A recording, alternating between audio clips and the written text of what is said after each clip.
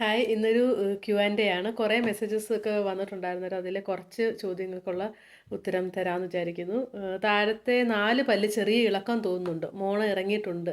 സാധാരണ കാരണം എന്താകും? പല്ലിന് ഇളക്കം സംഭവിച്ചെന്നല്ല പറഞ്ഞത്. ഇപ്പോൾ നമുക്ക് മോണ രോഗങ്ങളൊക്കെ ഉണ്ടെങ്കിൽ ഇങ്ങനെ വരാനുള്ള സാധ്യത വളരെ കൂടുതലാണ്. അതായത് പിന്നെ അതുപോലെ തന്നെ ജിഞ്ചിവൽ റിസഷൻ എന്ന് പറഞ്ഞ് നമ്മുടെ പല്ലിൻ്റെ വേരുണ്ടല്ലോ, വേര് തുടങ്ങുന്ന ആ ഭാഗത്തെ മോണ ഇച്ചിരി താഴോട്ട് ഇറങ്ങി പോകുന്ന അവസ്ഥ. നമുക്ക് ഇച്ചിരി പല്ലിൻ്റെ റൂട്ട് കുറച്ച് പുറത്തോട്ട് കാണാൻ പറ്റും. അങ്ങനെയുള്ളത് അന്നേരം അതുകൊണ്ടും ഈ പറഞ്ഞ പ്രശ്നം ഉണ്ടാകാറുണ്ട്. അന്നേരം മോണ രോഗങ്ങളൊക്കെ ഉണ്ടെങ്കിൽ തീർച്ചയായിട്ടും വെച്ചുകൊണ്ടിരിക്കുക. അത് ഡോക്ടറിനെ കൊണ്ട് കാണിച്ചിട്ട് അത് അതിൻ്റെ കറക്റ്റായിട്ടുള്ള ട്രീറ്റ്മെൻറ്റ് ചെയ്യേണ്ടതാണ്.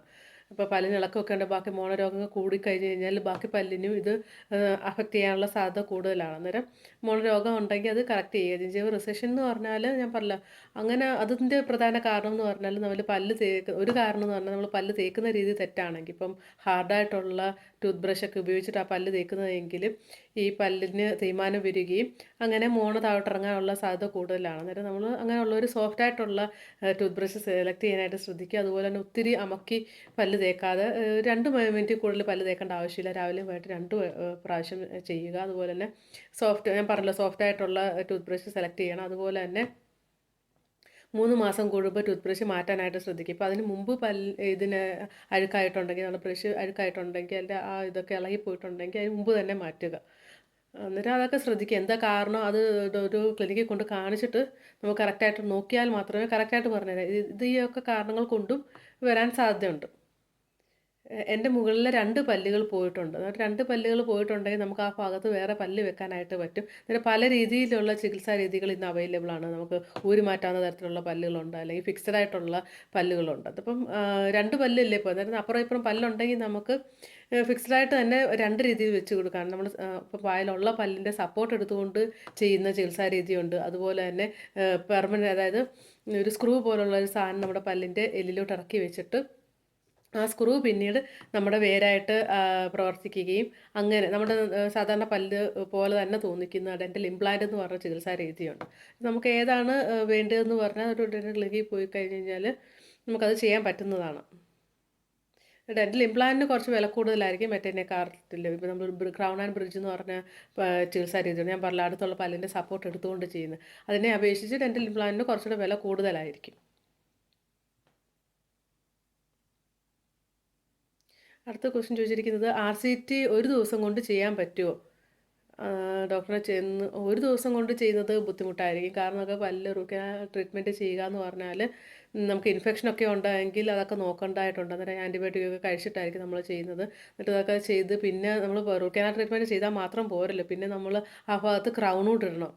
പല്ലിൻ്റെ ക്യാപ്പ് എന്ന് പറയത്തില്ലേ, അതിട്ട് അത് ശരിയാക്കേണ്ടതായിട്ടുണ്ട്. അല്ലെങ്കിൽ നമ്മൾ ഈ പറഞ്ഞ റൂട്ട് കനാൽ ട്രീറ്റ്മെൻറ്റ് ചെയ്ത് കഴിഞ്ഞാൽ അത് പൊട്ടിപ്പോകാനുള്ള സാധ്യത കൂടുതലാണ്.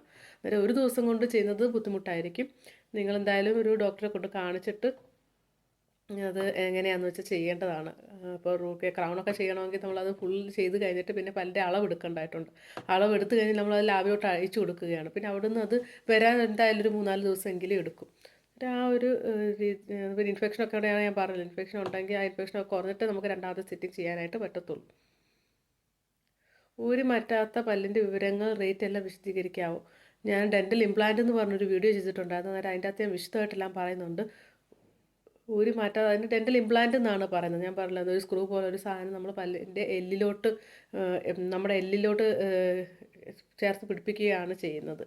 പിന്നീട് 3 അല്ലെങ്കിൽ 6 മാസത്തിന് ശേഷം അതിൻ്റെ മേളിൽ നമ്മളൊരു ക്രൗൺ വെക്കുകയാണ് ചെയ്യുന്നത്. അതിന് സാധാരണ ഒരു നോർമൽ ഒരു പല്ലിന് ഒരു 25,000 രൂപ തൊട്ടൊക്കെയാണ് അത് സ്റ്റാർട്ട് ചെയ്യുന്നത്. പിന്നെ നിങ്ങൾ ഏത് മെറ്റീരിയലാണ് ഏതാണ് സെലക്ട് ചെയ്യുന്നതെന്നൊക്കെ അനുസരിച്ചിട്ട് വിലയ്ക്ക് വ്യത്യാസം വരും.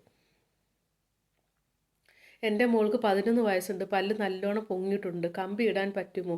ഇനി ഇട്ടാൽ എന്തെങ്കിലും പ്രോബ്ലം ഉണ്ടാകുമോ? 11 വയസ്സല്ലേ, 12 വയസ്സ് കഴിയുമ്പോൾ തൊട്ട് നമുക്ക് പല്ലിന് കമ്പി ഇടാം. 12 വയസ്സാകുമ്പോൾ എന്തായാലും നിങ്ങളൊരു ഡോക്ടറെ കൊണ്ട് കാണിക്കണം. കാരണം ആ സമയം നമ്മുടെ കുട്ടിയുടെ പല്ലെല്ലാം വന്നിട്ടുണ്ടോ എന്ന് നോക്കണം. വന്നിട്ടുണ്ടെങ്കിൽ നമുക്ക് 12 വയസ്സാണ് കറക്റ്റായിട്ടുള്ളൊരു ഏജ് എന്ന് പറയുന്നത്.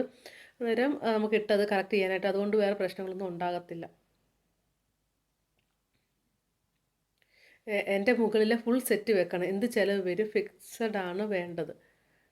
ഡെൻ്റൽ ഇംപ്ലാന്റ് ആണെങ്കിൽ ഞാൻ പറഞ്ഞല്ലോ, ഒരു പല്ലിന് 25,000 രൂപയൊക്കെ തൊട്ടാണ് സ്റ്റാർട്ടിങ് റേറ്റ് എന്ന് പറയുന്നത്. ഏകദേശം അത്രേ അതിനോട് അടുത്താകാറുണ്ട്. ഒരുമാതിരി നല്ലതിന് ആ ഒരു റേറ്റാണ് വരുന്നത്. നമ്മൾ എവിടെയാണ് ചെയ്യാൻ ഉദ്ദേശിക്കുന്നതെന്ന് വെച്ചാൽ അവിടെ ചെന്ന് ഡോക്ടറോട് സംസാരിച്ചിട്ട് നിങ്ങളുടെ പല്ലിൻ്റെ ആരോഗ്യമൊക്കെ നോക്കിയിട്ട് വേണം നമുക്കത് സെലക്ട് ചെയ്യാനായിട്ട്. ഇന്ന് ഇത്രയും ചോദ്യങ്ങളാണ്. ബാക്കി ഞാൻ അടുത്ത വീഡിയോയിൽ ഉൾപ്പെടുത്താം. Thank you.